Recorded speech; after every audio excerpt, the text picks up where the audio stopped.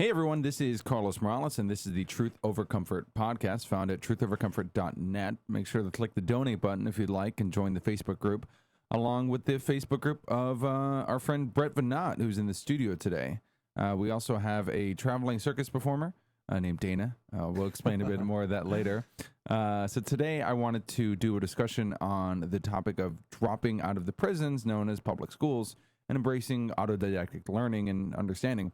Now, this may seem scary to people because it's been stated by folks like Stefan Molyneux, the best way to get into the middle class is by finishing high school, keeping your first job for a year, and not having a kid until you're married and have already secured a semi-well-paying job. I obviously very much agree with the last one. If you pop out a baby at the age of 16, you might be screwed over. But you've kind of taken a different route, Dana, as far as being able to prosper in a society without having to go towards the normal high school route. Yeah, absolutely. I grew up with a bunch of people around my life who did not take the normal route. My mother actually dropped out of high school when she was younger, and she went to real estate, and she actually founded her own company recently for aerospace and defense recruiting. So she was one of the people in my life who just really taught me that you don't need to have a high school education to be successful, and also like you have to know what success means to you so you can go and achieve that. Yeah, I mean, whenever it comes to success, it can also be slightly subjective. I mean, if I'm working, say, 12 hours a day at a dead-end job, maybe in my particular case, kidnapping kids for a while, that's not exactly a success, even though I was making, a good amount of money for the life I was living at the time. It's a superficial success. It's a success defined by somebody else. Yeah. Right. But of course, part of freedom is also having at least slight financial freedom, but you can reach the kind of slight financial freedom by going through things like the internet and starting your own businesses and the like, or, in certain cases like myself and Brett here, although Brett doing a bit better off as far as that's concerned, being able to live off donations by doing something that you really care about. Mm-hmm. Yeah. So I'm dying to know what Dana does. So you're a male stripper, right? Not quite. Close. Almost. Yeah. But no, I mean, while we're traveling, me and my girlfriend are actually both models for different agencies. And while we aren't not doing fashion shows or anything, we actually work at just different events, such as concerts or different corporate events, different type of festivals downtown. So if there's any company down there that needs people to represent them, the company will contact an agency, which we are affiliated with, and the agency will contact us to go represent that company. So where have you guys been going lately? Where we've been going lately? We have we've been actually last month we haven't been working too much, but we've worked a lot in Ohio. Specifically, we've worked for Donate Life in Columbus. We've worked for Buick in Cleveland and things like that. So yeah, I met you originally when I was speaking at Liberty Fest, North Carolina, and you were stating, "Oh, I just came from this other spot." And then you sent me this message. It was like, "Yeah, I just spent a month in Canada, and today I was just, we're over at the White Mountain, tenting, doing other crazy shit that people, basically save 3 years worth of money in order to be able to do." Now, of course, in your particular case, you have been able to market something that you necessarily did not work for, in the sense of you have facial symmetry, which is cool, but there's obviously other ways by mathematics is on my side. Yeah, mathematical as far as that's concerned. But whenever we're looking at things like high school dropouts, there's obviously people who went different routes. You have David Karp, who founded Tumblr at 15 and became a fucking billionaire.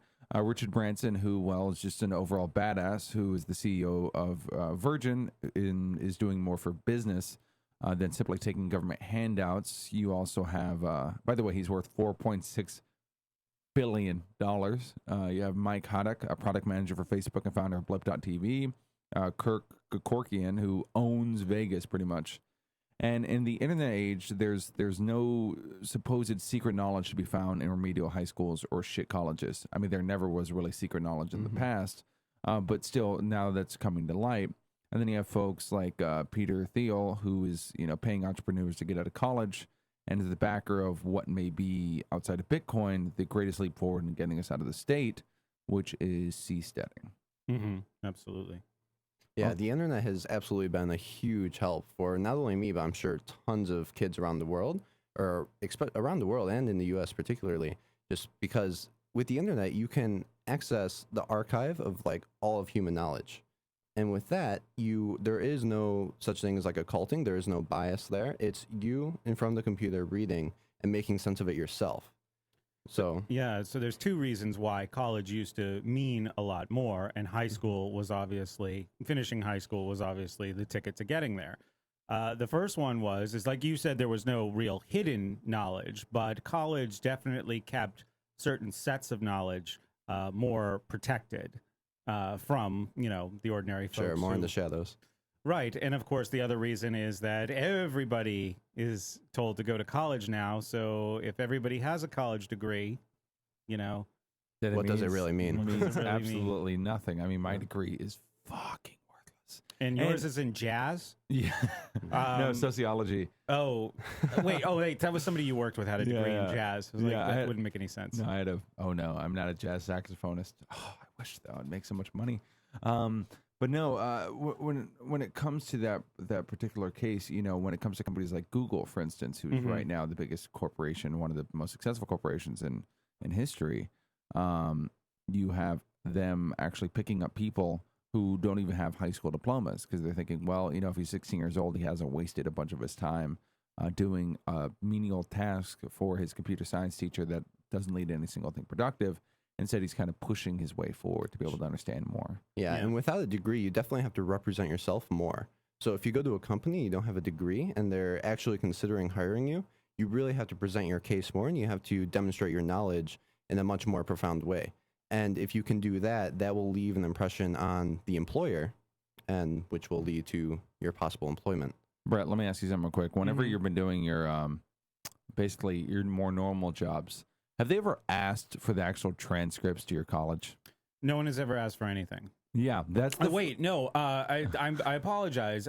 In 2011, I got a job working with a tutoring company, and there was a tutoring company called Club Z, and I was just working with them part time. But most of this company had been built up around serving the state, serving the public schools. And they were very bureaucratic because of that, because they had sort of taken on all of the public school busy work, paperwork. So the woman said, yeah, we're going to need to get a photocopy of your college degree. Now, I graduated from college in the year 2000.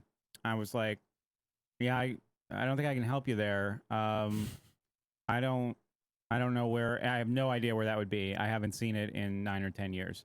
And she's like, your college degree is not hanging on your wall? Like she was very proud of hers as a, maybe a public school educator who was running this company or working for this company in her spare time. I did wind up finding it. It had fallen apart and it had accumulated a bit of mildew, but I found it in a box in my mom's basement. And now I have it, proudly being displayed at the bottom of a box at my residence. So it's not in my mom's basement anymore. Well, it's really interesting though because and I have to kind of like explain this to some people because I had a few friends who dropped out of high school and they're like, oh, I can't go to get a job because I don't have a high school degree. I was like, they don't ask for your high school degree. Just check off the fucking box. and Yeah, say, exactly. No, you like if I go into a job and I've went into a few. I worked for a hospital and other things.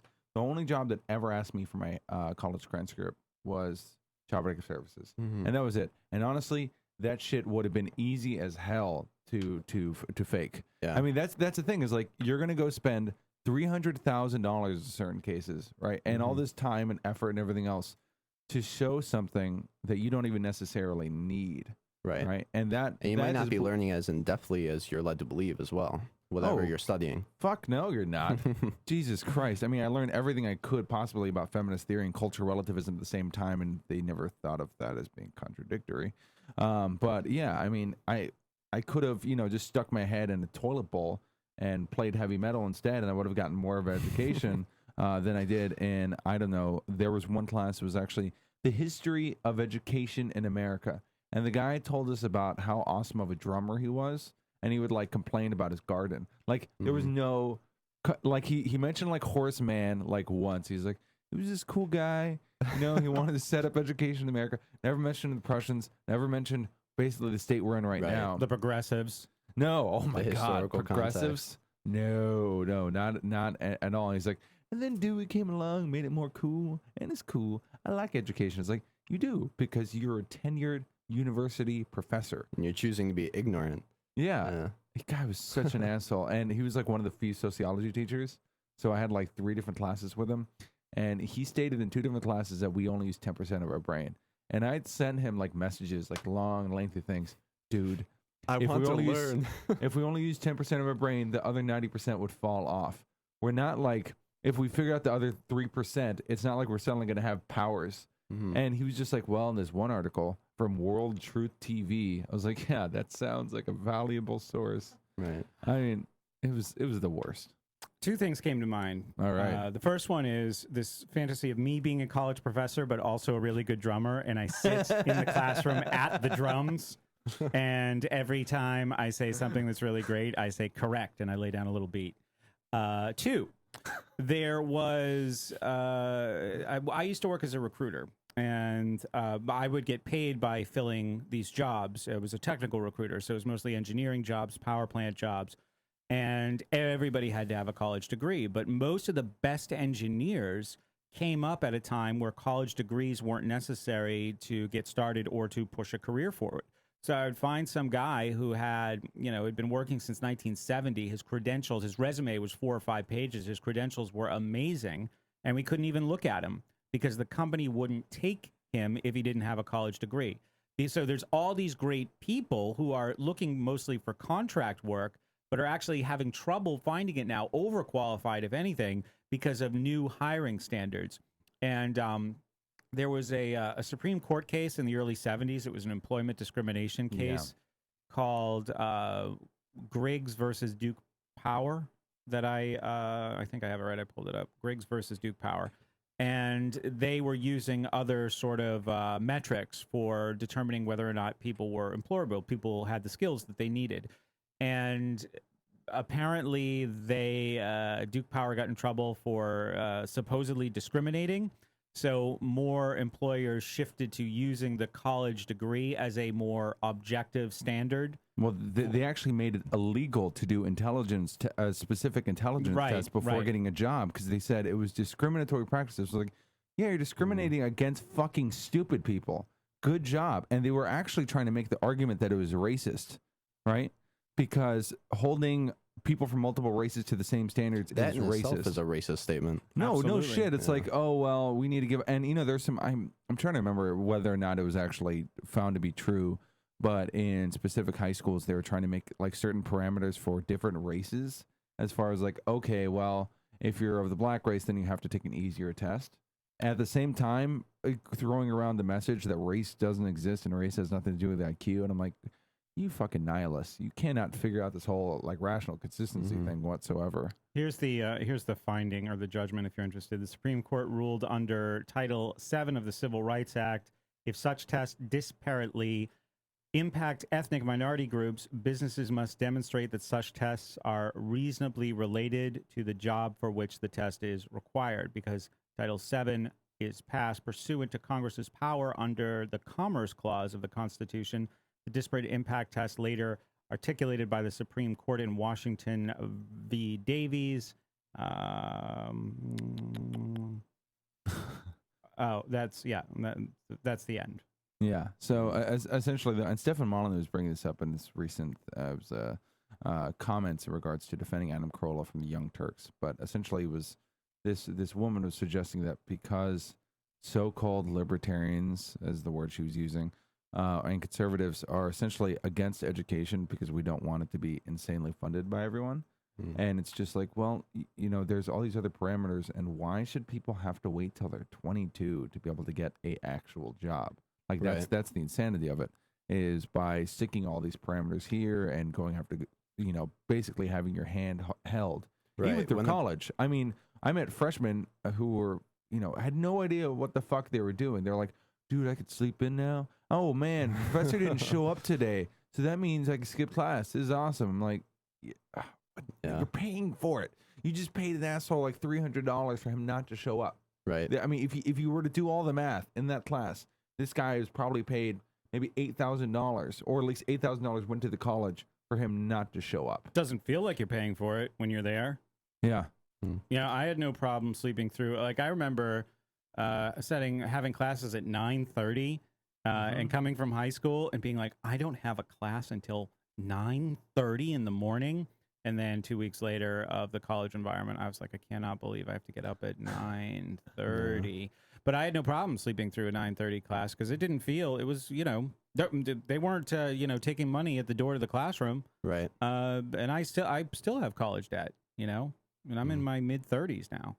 So kids are not being taught the value of anything because everything for the first 15,000 hours appears to be free.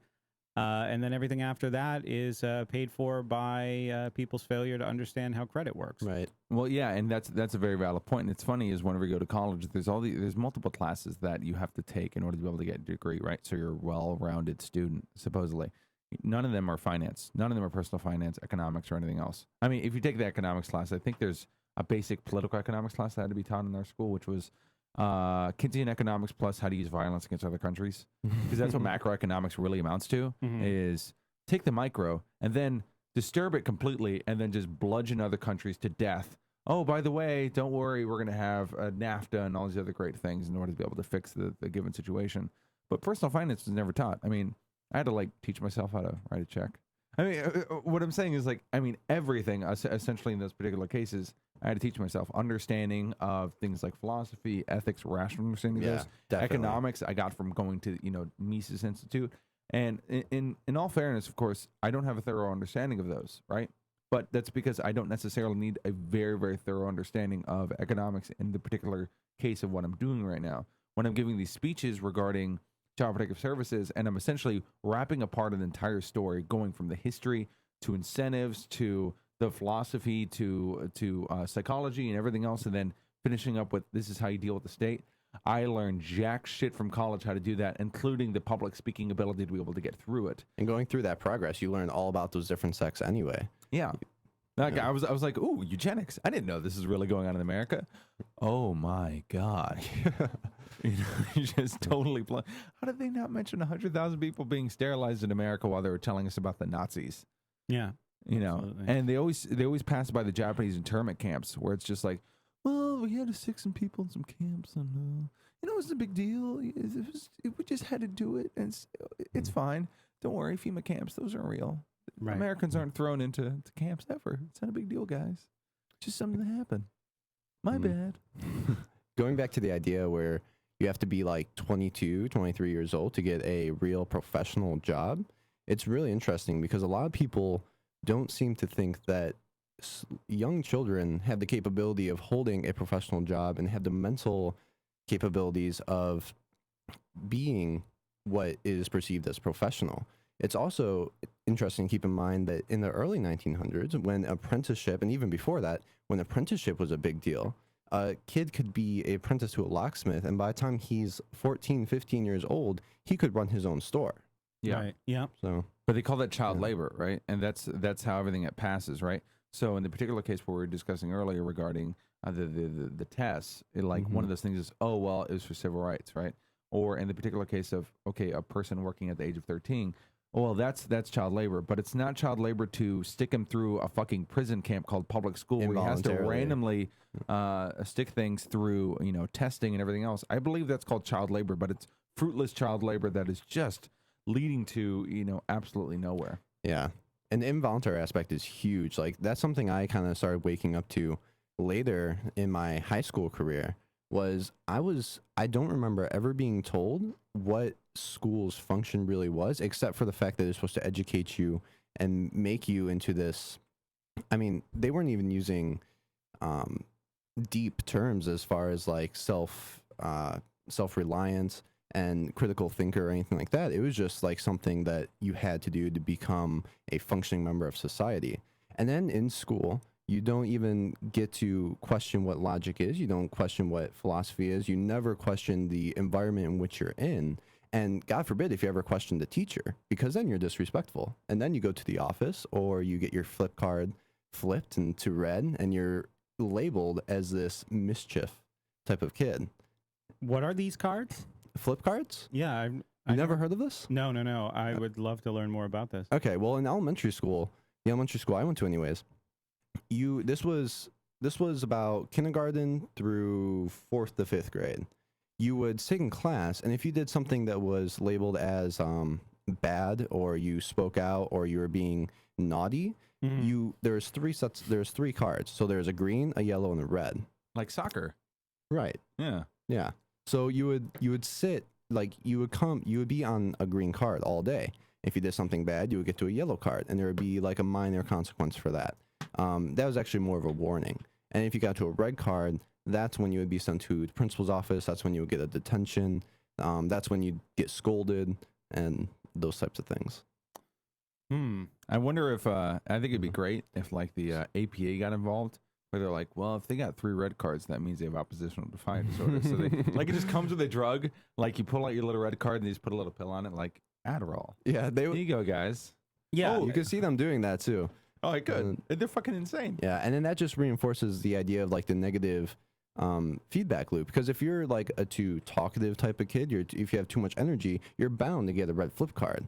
And then through doing that, you might be put into something like Title I, which is like a special eds class or something like that, which is what I was put into. And then later I was put into like honors classes, so it just makes no fucking sense whatsoever. Right. Apparently I was disabled, and then I was overachiever.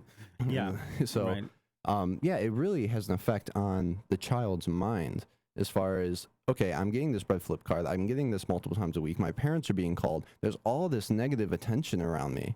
Something must be wrong with me. So can we talk a little bit about when you decided to leave and how that process worked for you? Yeah, absolutely. So I decided to leave after sophomore year, right before junior year started.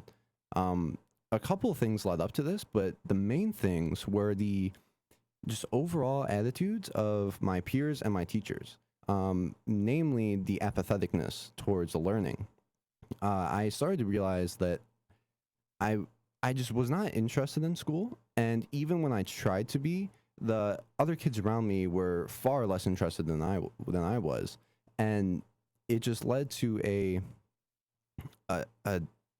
disregard or a resentment towards school and the whole system as a whole. Because the social system is, in high school, especially in the high school I went to, was very judgmental. It was very filled with predetermined beliefs of how you should act as far as like the kids. So you have to fit into a certain clique, and if you didn't fit into that clique, there was bullying that happened, even though I was never really bullied. It was not a center of learning. It was more of a competitive, power-reaching conglomerate that just was disgusting. It was not helping me whatsoever. And I started to like really get this. And I also had a few friends, and I still do, who are a little older than me, and they were in college, and they were already on the path of self-education. So when I would talk to them about the problems I was having, they were like, why don't you just get out? Why are you wasting your time? Like, you understand this is a waste of time, right? And it was really over a course of 2 or 3 conversations, long, deep conversations about this, it was so obvious. It's like, why am I wasting my time here? So it happened relatively quickly. Yes, it happened very quickly. Within a year or two of, not even a year or two, but those feelings were boiling up, and then the actual decision led down to a few conversations. So what did you do? How did you do it? First it took some persuading of my mom to, and she's pretty open, but coming to her and saying, I want to get out of school, I think for a lot of parents that's pretty scary for their children to come up and say that, especially in just like the standard American mindset. So I would have a few conversations with her, and she would think about it, and at this point I was really just in the mindset like, you're my parent, but I'm going to do what I feel is right for me. So I was really taking a stand, and I really didn't leave her with any choice, but it was more just her coming around to understanding that it wasn't helping me. Right. And so over the summer, I was talking to my mother between sophomore and junior year, and by halfway through, I got her okay, and we enrolled myself into online schooling, specifically ECOT. And basically online schooling is the school district, in quotations, comes and gives you a computer, and you have a certain amount of courses, and this is all related to the amount of points you need to graduate, yada yada. So you basically wake up whenever you want. You can finish the courses as you please. There's like certain requirements as far as the amount of work you have to put in that week, but it's all really easy. And so like an hour a day, you'll be fine. So through this route, it gave me so much more free time to study what I wanted to study. And at that point in my life, I didn't even know what I wanted to study. I just knew that there was a lot out there that I didn't understand. Mm-hmm. And I actually didn't grasp until I really started to look things up and listen to things like School Sucks and listen to things like Tragedy and Hope and Stefan Molyneux. I didn't understand how much was out there that school had untouched until I started to listen to these various outlets. And the feeling that came from that was so overwhelming for me personally, because I just felt like I wasted 10 years of my life. Yeah. And so that part of it can be extremely stressful. I want to go back to something you said a minute ago about free time. And this was one of the realizations I had. I was working as a tutor after I left teaching, like between 2006 and 2008, in a really competitive area in Massachusetts, Mm-hmm. where they take their public schooling very, very seriously. And it was a wealthy area, which also adds to the competition with the Joneses. And I remember becoming aware of this concept of the theft of free time. Mm-hmm. Like I remember being in elementary school, or even for me, like being in high school and still having free time. Mm-hmm. But then like 10 years later, these kids have their lives so managed between school and 3 hours a night of homework in some cases, and then extracurriculars that they can put on their college applications. Yeah. And then, maybe there's a little bit of respite from that kind of schedule in college, depending on the student and what they're doing and what they're studying and where they're going to school. Maybe there isn't. And then for a lot of us, between commuting and working, the professional world that follows doesn't offer much free time either. And through this theft of free time, most people don't have much time available to them to think about anything. Right. And I've had those conversations with people like, maybe the stuff you're saying is important, but I don't have time. Mm-hmm. And I'm also kind of bound to this lifestyle that my job has created. So it's not like they're slaves to their own life. Yeah. And that's really difficult. Yeah. And it's also, but that's learned is what I'm saying. Yeah. Right. Yeah. As far as like free time goes, I can think of almost nothing more important than a individual's mental development. And it's really sad now that children, when they do have free time, they're watching, they're watching like stupid shit on TV, or they're just completely distracted by like violent video games or whatever it is. And I'm not really narking on TV or video games, but I'm like, my dilemma is, when you have this free time, why is it that these kids are not pursuing to better themselves? Why is that not a priority on their mind? Well, it's because public education implements and institutionalizes the idea that knowledge, or trying to grasp knowledge, is a chore, right? Mm-hmm. So that's where like the summertime thing comes in. It's like, well, no, I've already learned all this stuff the entire year. You really haven't. Right. I mean, I by the time I was like 18 years old, I legitimately could not write there correctly. Like, I was like, is it THEIR? Like, I mean, that's how bad I was. Yeah. Right. And then I started like arguing with people online, and they were pointing this out, like, you have no fucking writing skills whatsoever. So I went to my girlfriend at the time, and she was, really into English and everything else. I was like, hey, can you teach me this? I learned everything in about a week and a half. I was like, oh, okay, I got this whole thing now. Now I can write. And then just a little bit of practice. And that came up public speaking too. Like, I did specific types of activism, and I had to do public speaking and debating and everything else. So it was like, oh, okay, I have to teach myself this.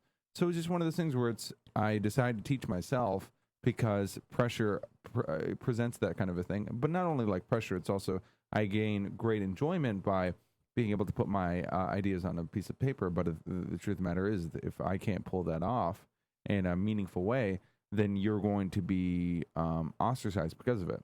Mm-hmm. We can call some of those people grammar Nazis, right? People are like getting mad at you for specific things. And in certain cases, it is being a grammar Nazi. Stephen Fry had this great thing about language, and how a lot of people use the rules of grammar and English in order to just be able to feel better than other individuals. Sure, it's an ego thing. Exactly, Yeah. which again comes from the schooling mindset. Oh, well, I got an A, so I'm smarter than you, asshole. Yep. And so they'll do that kind of a thing online. Like I posted a meme where the person was missing like I think it was like a semicolon. It was a fucking meme. And like 30 people were like, "Oh, he doesn't even know how to write." And it wasn't. I didn't write out the meme, but I was like, "You realize it totally got across the message." But it comes to that mindset, the institutionalization of knowledge, the idea of competitive, competing in the ability to be able to put the comma in the correct place rather than be able to get a message across.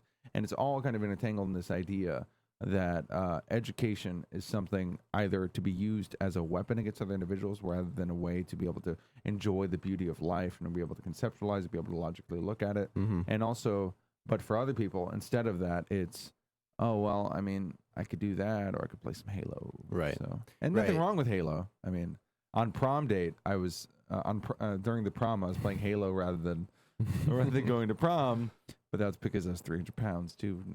I wasn't really looking forward to it. Yeah. But yeah, it's the institutionalization of thought, and that's one of the real great downfalls of public education. That's usually not talked about generally. Oh, well, you know, our reading scores are low. You know, it's like, well, maybe because people don't want to read your shit because they don't care. You know, I fully believe that the idea of education becoming a chore is something that is learned and is something that is really embodied in the school system's fundamental ways of carrying out so-called education. When I took myself out of public education, there was a period of time where I had to kind of decondition myself into like really gaining my sense of loving to learn back, really gaining that feeling back. Because as a kid, you talk to any 5-year-old and they're just full of questions. If you talk to them, they are so curious.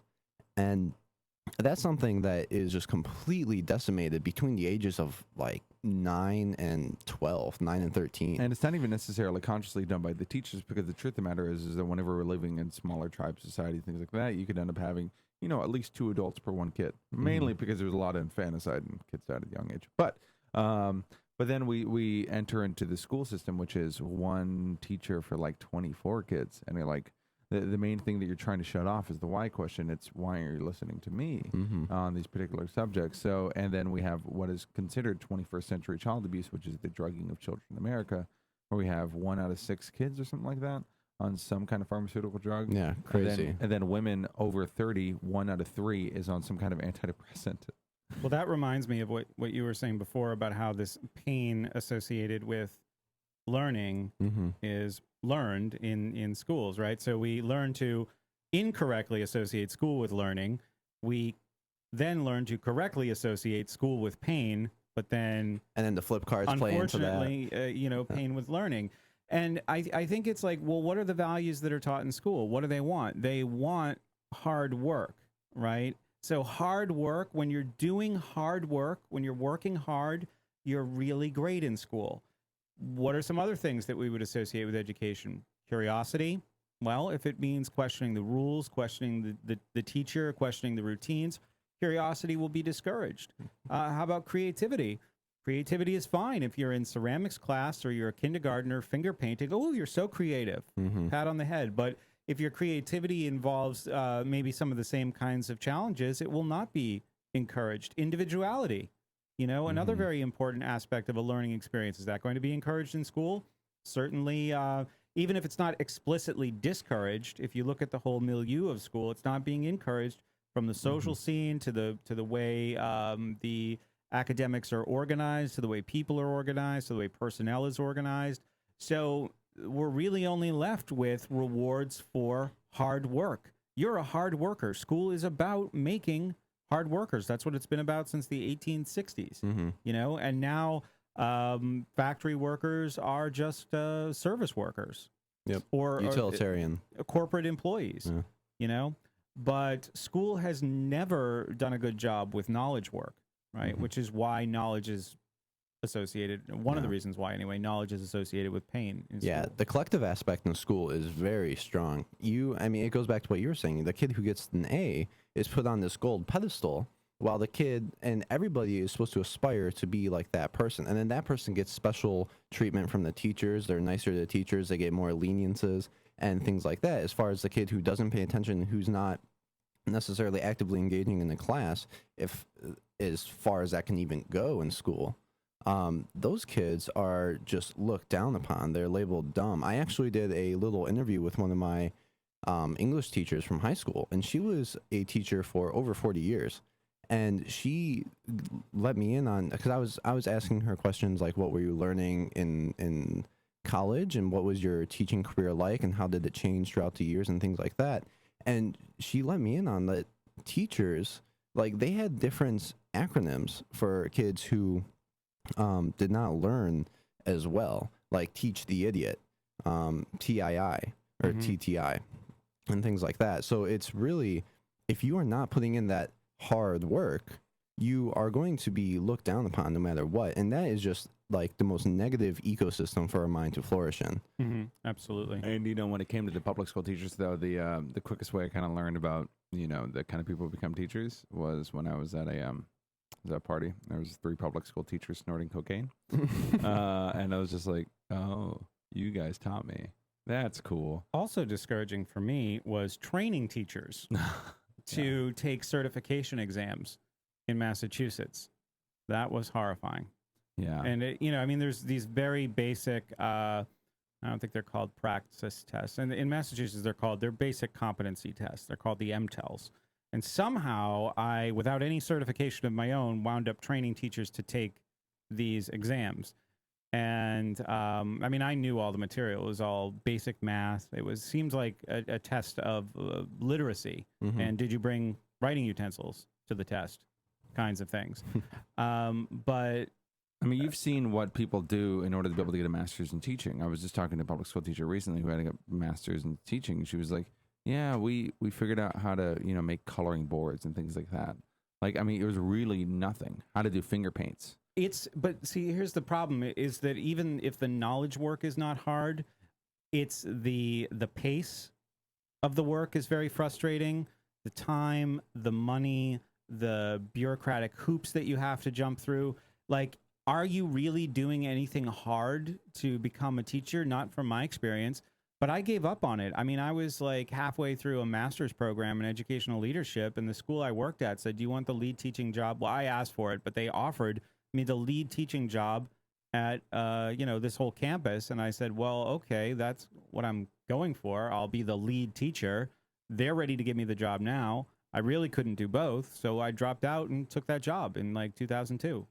But I was frustrated. I to be honest, I remember being like a little bit nervous about the certification exam in Massachusetts because my secondary certification was in history, and at the same time I was trying to do like a leadership master's, and the history exam was pretty hard. Certainly hadn't been prepared for it in public school, and you're not, when you're going through a certification exam, they're not teaching you anything about the subject you want to teach.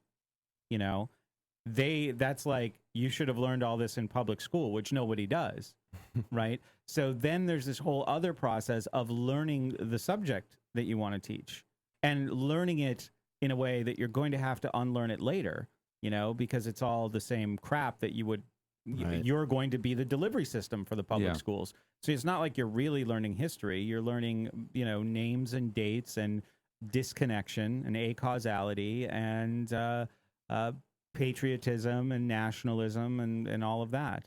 And yeah, I guess maybe it has more of a leftist slant, but that's not good either, as far as like what you're going to be teaching kids about economics and who the heroes of history are. So by 2002, 2003, I was really just too frustrated, even though the work was relatively easy day in and day out. I remember we had to do a puppet show once. One of our assignments in a master's level coursework was a puppet show. It was just too much time. There's this interesting idea. Have you ever heard of the term ego depletion?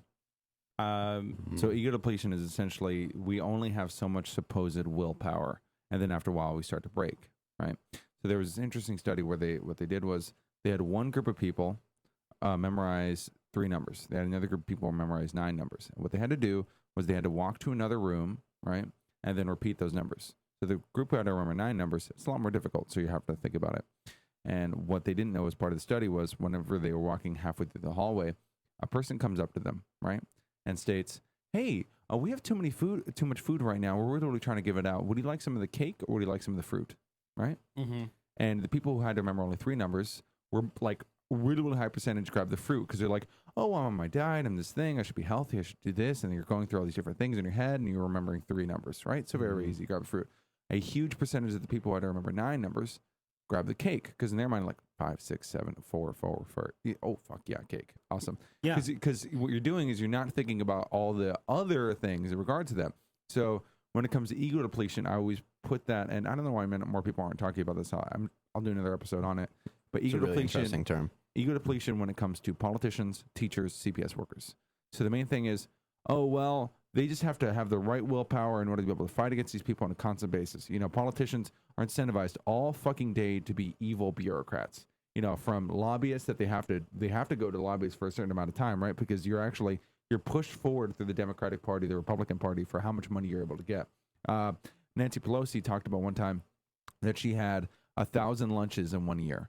So what the essentially is you're not, a lobbyist isn't directly allowed to give you money. Instead, you have to go to lunches. So you call lobbyists all day. It's not lobbyists who call politicians. Like it's the politicians actually call the lobbyists and go, hey, I'm having this lunch. You should bring, it's only $1,000 for the lunch.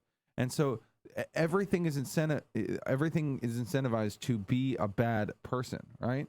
And then we're expecting these politicians, like, you know, Joe Rogan to bring up, we just need strong politicians. It's like, no, the very incentive structure by which it is set up. So you're going to have ego depletion after a while. So even though the first 2 years you might have done some good stuff, after a while you start to break down. Same things happen with public school teachers. You have public school teachers who for like the first year I meet them, they're like, oh, I'm doing all these things and I'm having to fight with the administration in order to be able to do this, but I'm teaching kids. And after a while they're like, yeah, I hate kids. Yeah, there's kind of burnout. You break down, and CPS workers the same thing. If the incentive structure is working against the enhancement of knowledge and of understanding and of growth, then after a while, of course, you're going to break. And we're expecting too much out of these individuals. It's like look at TSA workers and expecting them all to break all the rules every single one of the times. It's like, no, you start to break down after a while. When I was working for CPS, I may or may not have done particular things that may or may not have been qualified as right for the agency. And they were close to fucking firing me because I only had like 1 removal in an entire year versus my coworkers who had like 50 or 60. I was emotionally completely drained. Plus, I had all the workers on the side who were also giving me shit for the kind of work that I was presenting because it wasn't feeding into the system. So when it comes to the teachers that we're talking about, when it comes to public school and everything else, the incentives are there to make the kids shut the fuck up so that you can lie to them for 8 hours a day for a long period of time and be able to control this rat's nest of human beings that are not your own. Yeah, it's classroom management. I mean, so much of being certified, as I remember it, to be a teacher is about classroom management. Now, obviously, that's a euphemism, right? Because a classroom is like a bunch of desks in a concrete block room and a chalkboard or a dry erase board. And that manages itself, right? It's about the management of human beings. It's quite scientific how it's all done, right? Yeah. How the whole school environment works. And how the content or the lessons, I guess we could call them, are delivered to the kids, and how that just contributes to a conditioning environment. Yeah, you did that. You did that whole series on the hidden lessons of public education. Yeah, it was one of the first things I did after I said fucking good. After I said, we're not looking for political solutions. And I meant for that to be like 20 minutes, like, here's why I don't like political solutions. And it was like a 3-part series because it was a big topic. But yeah, the hidden lessons of school, obedience, conformity, and as kind of a result of those, I think you get apathy. And I don't think that most teachers realize that they're delivering that. I mean, that's the really sad part too. It's a lot of teachers, you talk to them and they just have like, you bring up these ideas of like, well, don't you think that the flip cards or the testing or anything like these are negatively impacting the child's mind? And I have had actually quite a few teachers say that testing is just completely stupid. It completely dissuades the what the real goal should be, which is education, and it makes them like memorize and regurgitate and all those types of things. But some of the like a lot of the teachers don't. They think that what they're doing is completely helpful to the kids, and if the kids don't get it, then that just means that that they don't learn, that they can't learn, that they have some type of that something is wrong with them. But when it comes to the testing, though, there's these teachers who are stating, "Oh, well, it's because of standardized testing that there's a problem," and ignoring the fucking history of public education, which has been problematic from the get-go. So now you have people like Lembeck going, "Look at what they're doing at Common Core," and it's like, that's just one other small aspect of the continuing problem. So you think if we just reform it to be a better kind of situation, and it's why whenever I'm doing this stuff regarding child protective services, the main thing is we need to reform the system. And it's like, no, the entire system is set up in order to control children, because the best way that you can control society is by stating it's in the best interest of the kids. Right. So much of the supposed progress of governments is carried on the back of dead kids, all in the name of supposedly for the best interest of the child. And whenever we're talking about reform, I categorically state I am not a slave. Therefore, I will not ask these people, please give me this, though. I'd like it. And, when we're in New Hampshire right now, where people are trying to reform the system, and they go, well, we've made these great leaps forward. Like, they didn't raise property taxes that more this month or something else like that. And it's like, well, yeah, I guess you're spending a lot of time just basically doing almost menial tasks. It's also make the state look a little bit better. It's like, well, look, we did this one thing. I mean, we're still It's also not Iraqis, but it's also not seeing the state for what it is and seeing it as a whole and how it functions and how it really it does not work in your interest whatsoever. So like trying to change the state from the inside out, trying to change society by using this institution that has a monopoly on violence that in the first place is not predicated on your well-being whatsoever. It's just absolute. It's retarded. You can't do that. It's impossible. Brett, and I don't remember who you were interviewing, but essentially the term came up: the sphere of control, or the sphere of influence, when it comes to Stoicism, and it's about essentially whenever you try to dedicate your life to something that you have absolutely no control over, that's when suffering truly occurs. And whenever you become to the feeling that you no longer have a choice, that's the true hell. That's whenever you're putting yourself in that kind of position. Right. So if you're setting yourself up with a political party and everything else, and I hear from people, yeah, I know we're going to lose, but we're going to do something, yada, yada, yada. It's like, no, you're just setting yourself up to feel disappointed on a constant basis. So you're making the people look essentially uncool. You're setting them up to go, oh, those are the libertarians. The other ones to fuck up all the time. And then you have new people who are coming and going, that's why we need to work with the Republican Party in order to be able to commit some kind of change. When I saw Bruce Levine giving a speech in the Vermont Freedom and Unity Festival, which I was giving a speech at, he was talking about how we need to reach across the other aisle because there's people like Occupy people and all these other great people that we can work with in order to be able to change the system in some kind of political management way. And it's like, well, what did Occupy do? It made it look cool for Barack Obama to state we need to start taxing the rich more. What happens whenever we join the Republican Party? It's, oh, well, we were able to lower these taxes in a kind of way that seems okay, but of course we're moving the debt over to our grandkids, to our great-grandkids, or just to the end of the system completely, because it looks like, oh, well, we lowered taxes, but we also doubled spending, and as far as military spending is concerned. And when it comes to your sphere of influence, it's also like one of the most important things you can do is change yourself. That's what I always advocate when I talk to people. Instead of using the political process or anything else, like you have a lot of work to do on yourself, and that's not an insult or anything, but we all have went through, especially the education system, it left us with a lot of negatives. It left us shorthanded. So the first thing you need to do, or the first thing that will be beneficial to you, is to be active in your own education. And there's this awesome book called Lies My Teacher Told Me. I don't know if you guys have heard of it or not. James Lowen. Exactly. Yeah. And for anybody who doesn't know, he was a university professor, and he actually, and correct me if I'm wrong on that, but he was a university professor, and his what he did in his book was he surveyed 12 history textbooks that are most commonly used in the U.S., and he basically surveyed them on as far as their truthfulness, and he will give, each chapter goes over a different section in history. So the first one was like Christopher Columbus, and that's probably one of the most well-known lies of history textbooks and lies of public school, is that Christopher Columbus was not the first person to discover the Americas. Obviously, he was not some great savior or hero or anything like that. But the importance of the book that I found was that you really get to see how the history textbooks change history. And this also relates to George Orwell's 1984 and changing the newspaper articles and having a monopoly on learning or on knowledge.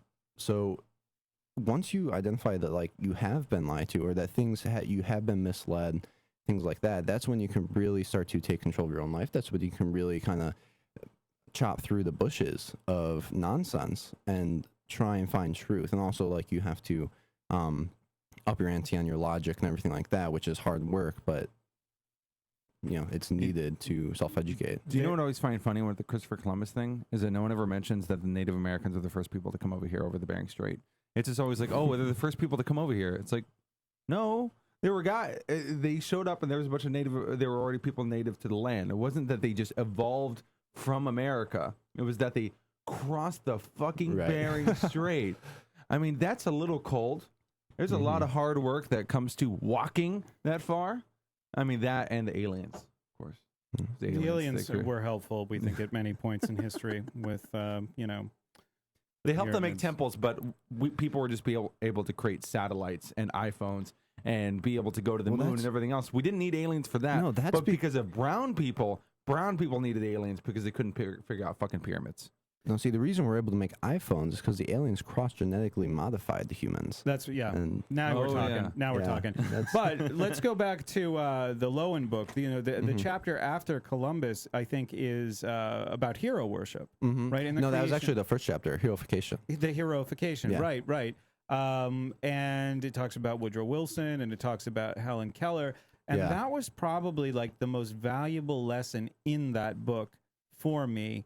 I had a copy. It was filled with notes and everything was highlighted, and I had, Post-its in it. And I love that book so much. But that particular chapter about hero worship was so valuable. And it actually speaks to what you were saying about the spheres of influence, right? Because I think one of the things we learn in school is that, well, there's different kinds of human beings, right? There's like human beings who can really like hold up under pressure and really do great things. And then there's you, who gets to read about them. Sure. Yeah. And I think that's one of the reasons why people look for these political saviors, right? And that somebody else is going to give me my freedom, or if they have some other kind of value system or priorities, it feels like it has to come from something other than this process of self-change and growth. So that I thought was one of the most destructive lessons of school. And it went for everybody, no matter whether you wanted a more traditional conservative view. George Washington is great. Thomas Jefferson is great. They never did anything was wrong. They certainly never owned slaves, or even the Martin Luther King. Or grew hemp. Or right, exactly. Martin Luther King and Rosa Parks. Those were these sort of lone visionary, courageous people who did things that you could never do, and it erases whole networks of people who were involved in supporting and working together on the civil rights. Right. It's just Martin Luther King and Rosa Parks. Yeah, it's the deification of basic people, right? So again, it kind of jumps back to the ego depletion kind of thing, where it's like these people had special willpower, right? And they didn't join the Socialist Party at all. Like, they didn't do these particular things. I mean, what is it? Martin Luther King and Rosa Parks both talked about socialism as being a positive. And as much as people want to go now and go, oh, well, it's not that bad. I mean, socialism was like, yeah, communism just killed like 100 million people in 100 years. Not a big deal. I mean, yeah, they dabbled in the Nazi party, but, the Nazis, they're fine. They did some bad stuff, concentration camps and everything else. Oh, wait, and so did the Chinese, with the whole like 30 million people being killed. 30 to estimates are huge. Like 30 to 45 They're getting bigger all the time. Yeah, they're just like, oh, more bodies. Yeah. Oh, they didn't People walk around in some unpopulated area. They're like, are these more skulls? That's dark. I'm sorry. That's some dark humor. Well, the thing is like, so the reason why we were able to figure out some of the German stuff as far as numbers are concerned is because IBM helped the Nazis develop censuses to be able to get a better population understanding. So they would go up to like Jews and go like, oh, you're a Jew. I see here on your census. well, we have these nice little camps for you. And the Chinese didn't have that as well, because I guess they just had so many fucking people, and they weren't really going for a particular religion. It was like, oh, well, we're going to go ahead and do this great leap forward thing. So right now what we're going to have to do is we're going to have to kill all the rats and the sparrows, because the sparrows are very, very annoying. So what the part of the thing was, oh, the sparrows are eating some of our crops. Mm-hmm. So they would grab frying pans, right? Because they didn't have many things in order to be able to kill the sparrows. They're smashing around the frying pans in order to keep the birds going up until they got too tired. Then they fall on the ground and they just smash them. And you had these other things where it was like, well, we all need to become industrialists, right? So we had to build up factories in our backyards. But, oh, we have no food. Oh, by the way, by killing the sparrows, we also they were also killing a lot of different insects at the time. So yada, yada, yada, yada, which of course goes more into the issues with the re-engineering of society, in particular incentives and interests, which is everything that is the state. Everything is the redistribution of wealth. Everything is centralized power. Whenever we're dealing with the state, which of course is one of the many issues when it comes to the idea of public education as a whole, is that whenever you institutionalize things in this course of paternalistic kind of way, you're setting it up. I mean, Woodrow Wilson, I believe, stated we need to create two different classes when he was discussing things like public education. And I mean, they've done a pretty fucking good job. That's when your eyes really open, is when you see different quotations by people throughout history who were very important in the creepy shit. Metamorphosis of education. Stuff. Yeah, it's really creepy, and you really, like, if you look at it and see it and research it and see that it's factual, it just blows the gasket off of almost everybody's perception of what school is. Yeah, it's kind of like whenever people are talking in regards to like abortion, right? And like the terms just come up like, well, it's a women's rights issue, yada, yada, yada. Margaret Sanger is great. It's like, yeah, Margaret Sanger also referred to black people as weeds who needed to be rooted out from society. She wrote a letter to women of the world that was very, very important for them to realize that Aboriginals were savages. The birth control review. Yeah, the birth control, yeah, like the whole thing. And then the Negro Project, where she stated it's important for the Negro population to not know that we're trying to root them out. And the black preacher is the person that is going to be able to allow us to get away with it, which is why she gave Martin Luther King the fucking Margaret Sanger Award. And they did a pretty good job. Really? I was unaware of that. Yeah. Martin Luther King had the Margaret Sanger Award. And then I believe it was 2010. Guess what? There were more black abortions than births. Good job. Good job with the planning, folks, because you're really, really doing well in that population control. You want to take 5? Yeah. Okay. Been an hour. Okay.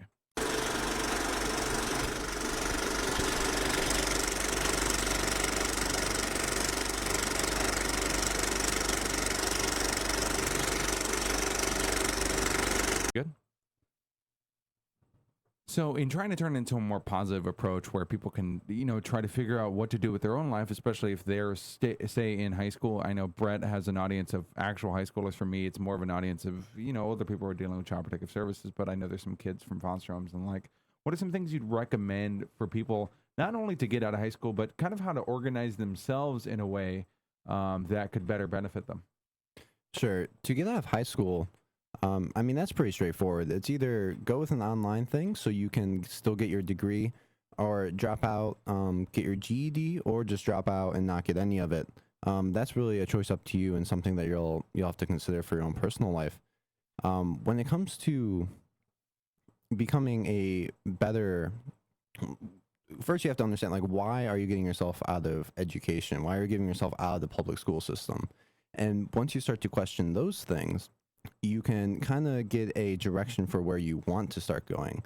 For me, the biggest thing was I wanted to learn more. I wanted to be more keen on my intellectual knowledge and my knowledge in general, a more well-rounded person. So when it comes to like improving those aspects of my life, one of the first things I found super important to research was logic. Logic is something that was not really touched on at all in my school. And logic is essential for understanding arguments, for understanding different sides of arguments, for picking apart arguments, and for coming to truth. So when it comes to, what you want to learn about, it's awesome to learn about history, and it's awesome to learn about economics, and it's awesome to learn about philosophy and all that. But really, for me, the base of my intellectual pursuits is predicated on logic. I feel that that is the most important thing that you can teach yourself, because from there you can enter into all the other sects of knowledge and really shorten the time span it takes to learn these things. How did you go about doing that? And how did you know you had to do that? How did you discover that? And then how did you actually go about doing it? Absolutely. Well, you discover pretty quickly when you are exposed to tons of new knowledge that you have no idea that was even there, and then you feel very overwhelmed just looking at it, because you don't know, you don't understand how to make sense of it, because there's all these opposing views. I've found that the world is just a huge argument. No matter what topic you go into, there's tons of different angles that people are coming at it from. So it's extremely important to be able to look at these different angles and see which one is predicated on in fact, and which one is important, and which one actually has some type of influence over whatever you're trying to make your mind up on. Yeah, the rules of, and understanding the actual rules of logic, I kind of learned it through things like objectivism, and allows us to get a better grasp on not just stating, well, there's different views and opinions on everything. Well, it's not really like that, right? Like 2 + 2 does equal 4. Evolution has actually been proven as a fact. Like there's a lot of these different things. And what happens in public education is that you get relativistic, absolutist, weird authoritarian thinking, which is just very odd. It's very Kant. And then whenever you get into college, it's taught as all relativistic yet again. Yet there's somehow grading parameters. Never understood that. If it's all relative, there should be no grading, because none of it actually matters. No, there's actually rules, there's rubrics, there's understanding of logic and everything else. And by you deciding, I'm actually going to try to get these tools by which to be able to understand reality, that's obviously beneficial, which is something that a lot of people are missing. As you've already mentioned before, the fact of the matter is that school doesn't teach things like logic.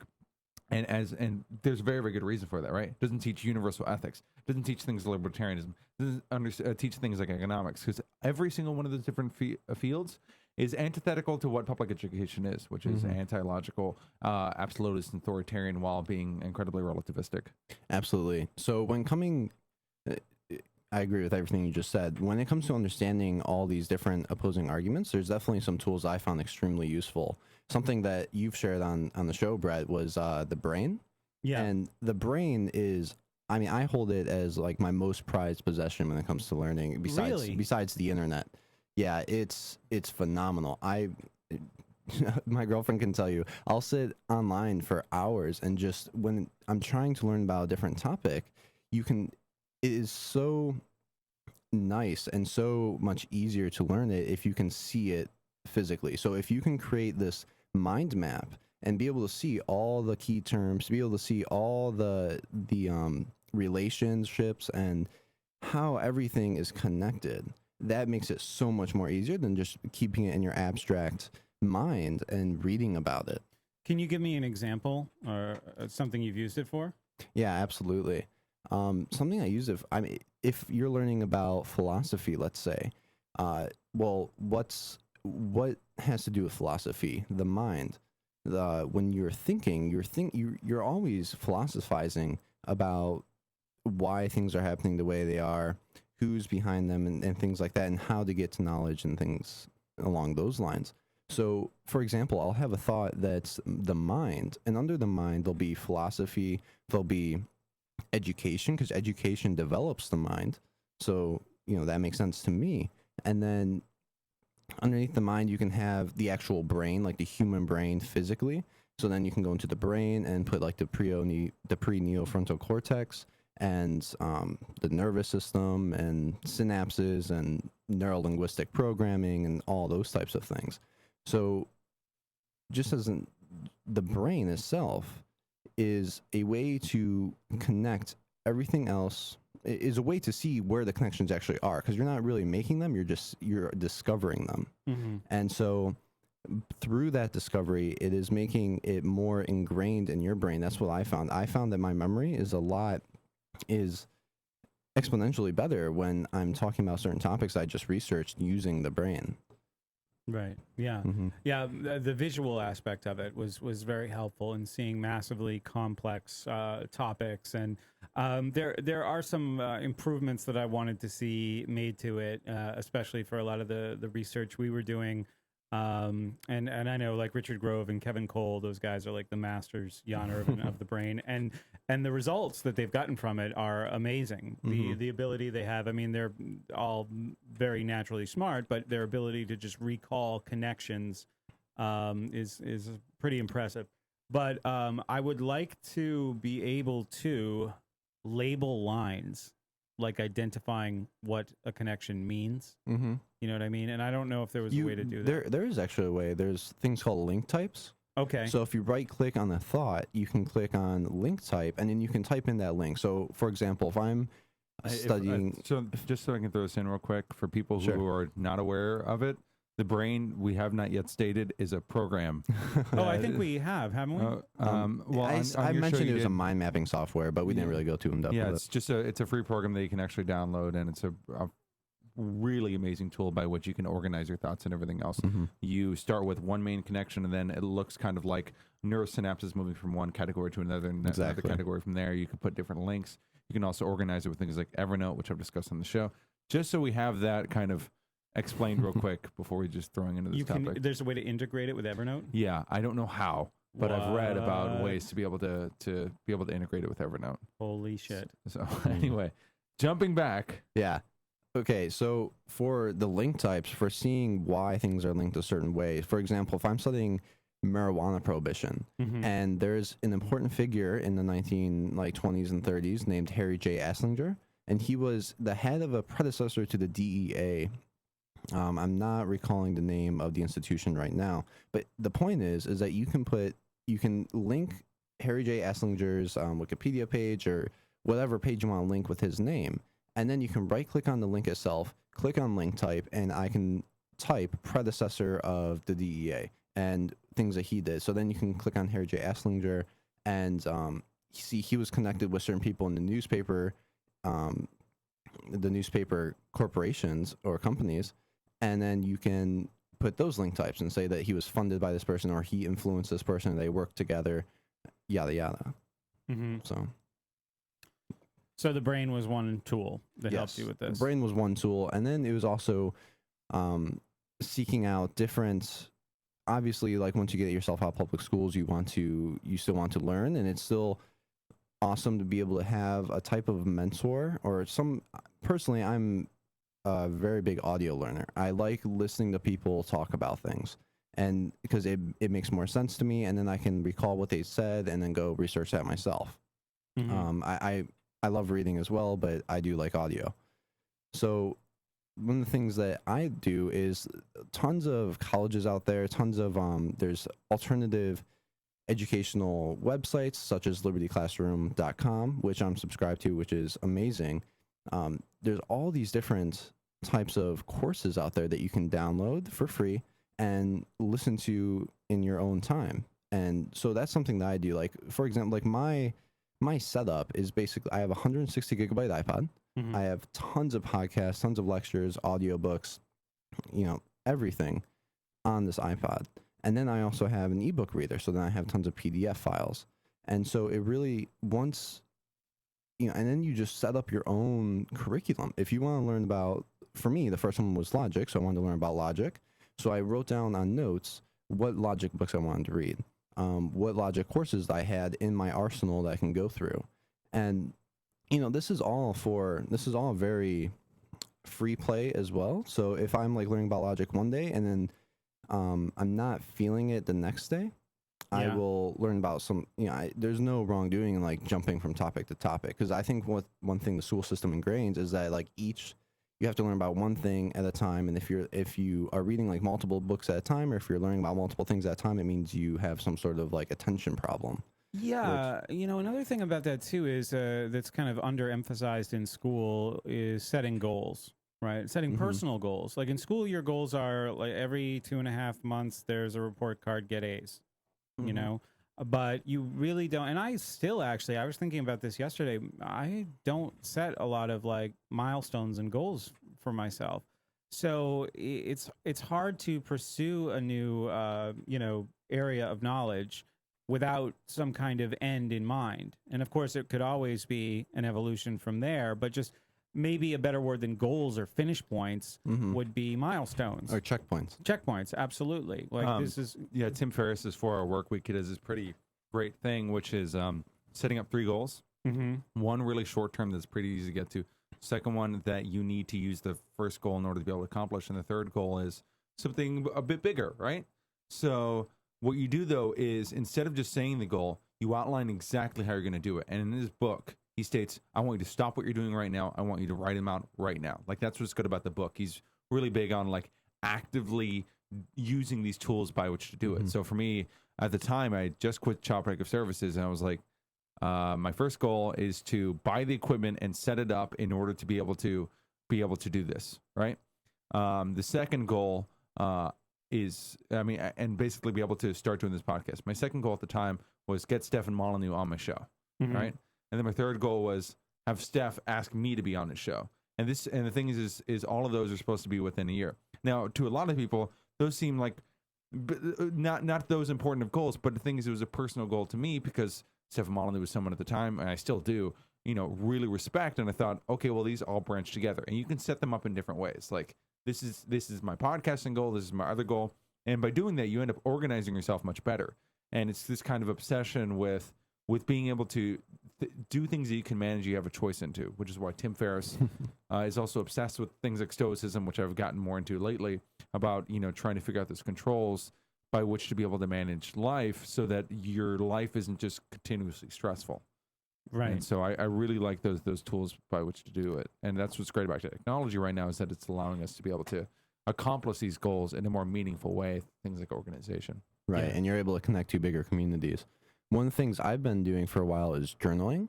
And by journaling, I really just mean writing down my thoughts. And I know that's a pretty broad statement, but when it comes to goal setting and long-term goals and things, I'll write down the type of person I want to be in 5 years, the type of person I want to be in 10 years. And so I will start to envision who I want to be. And then like once you have that vision concrete, you can start to work towards that vision in a much more meaningful way. And then short-term and long-term goals can benefit that as well. So if I want to be a educated, well-rounded, level-headed, humble human being, and I want to be knowledgeable, what can I do today? What can I do like weekly basis? What can I do on a monthly basis to start to work towards that? And then also having like milestone goals. So one of my milestone goals was actually to be on School Sucks podcast, and here I am. So if you have these different types of goals, your brain, and you really identify them, your brain will find ways to get to it. It's like if you have your phone on the table and you want to go pick up that phone, if something's in the way, say another hand, your hand will automatically correct itself to go find that phone. Right? So it's the same idea. It's self-directed. Your brain will work for you. The subconscious will work for you. All you have to do is really have them concretely in your mind and work towards them actively. Yeah, absolutely. And doing the work makes more things possible. Absolutely. Yeah. Like saying, I'm going to move. There's a better chance that you're going to wind up with the phone in your hand to reuse that. But I found that am I really going to, after crapping on hard work, going to talk about when I was diligent, and I knew what I was trying to do, it seemed like more doors were open, right? Because I already had that momentum going. And I think that attitude was a part of it too. We've talked about The Secret on my show before, not very positively, but there is when you are oriented towards positive things in life, you're more likely to find them. Right. And when you're oriented towards more negative things, you're going to find things that fit into your comfort zone. Right. Well, to be fair though, that people will point out like, oh, that was a good benefit of the thing, The Secret, but it's because they didn't read The Secret. Yeah, they don't tell you that. They actually don't tell you that at all. It just says, think it and it will come, which is fucking retarded. Right. I think the more down-to-earth view of the law of attraction or The Secret is, if you envision your goals, you envision who you want to be, and then you actually work towards those, you can move yourself towards those goals, and you can, they won't just come to you magically, but it requires a lot of your active participation, all of your active participation. Yeah, Yeah. and the goal achieving thing, you know, when we were talking about earlier, my inability to be able to do public speaking or be able to write and everything else, it was like, oh, well, you know, I want to, like in my mind, I was like, I want to meet Richard Dawkins and Sam Harris and speak at public gatherings. It's like, well, I can't accomplish any of those things. A year later, I was at American Atheist Convention. I met Richard Dawkins. Like, I got to do all this cool stuff. Richard, we can do another show on that. Not the coolest guy that I ever met. But still, there were those are some things I wanted to accomplish. So, and I was able to accomplish them through autodidactic learning and basically trying to achieve those goals. And I have an issue with aspect of public school in that the goal setting is so random and not really true. It's just like, well, learning this may or may not get you to this point. Doing this may or may not get you to this point. Rather than, no, there's legitimate goals.